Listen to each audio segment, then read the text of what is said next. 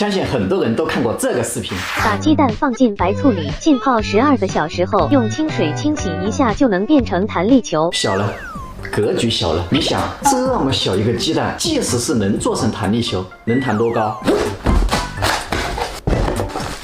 哇，188买的鸵鸟蛋，这要是能做成弹力球，那不得弹到天上去？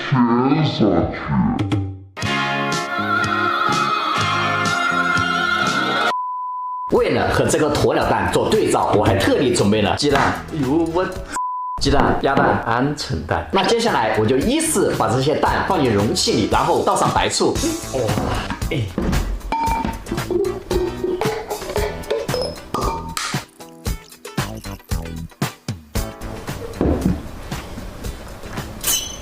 你看我干什么？买醋去啊！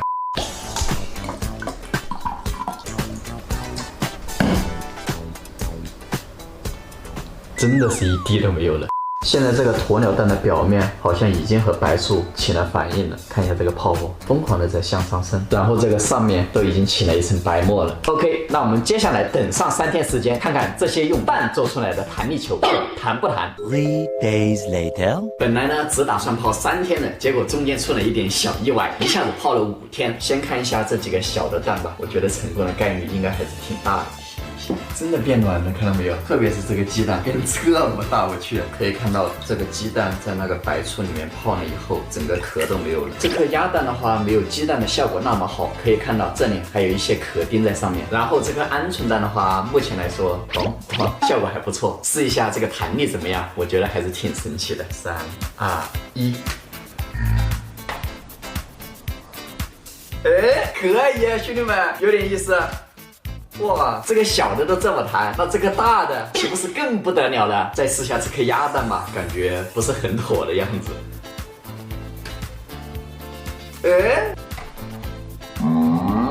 也可以，但是这个弹力好像还没有这个小的强。哇，这个鸡蛋特别的完美，先打个光看一下，晶莹剔透。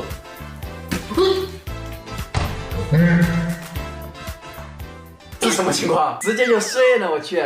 那接下来就是大家最为期待的鸵鸟蛋。哇，这个怎么弄出来的？卡住了，倒一点出来。我好像有一种不好的预感。哎，太滑了，这个。哇，终于出来了，先洗一下吧。这就是传说中的鸵鸟弹力球，但是好像除了变白一点，并没有其他的变化。开始试一下吧，虽然感觉成功的概率实在是不大。3、2、1，这就碎了，弹力球了，做好的弹力球了。哇天哪，这个里面怎么会是这个样子？鸵鸟蛋里面是这个样子吗？我去，什么味道这个？然后这个蛋里面我不知道为什么一股奇怪的味道。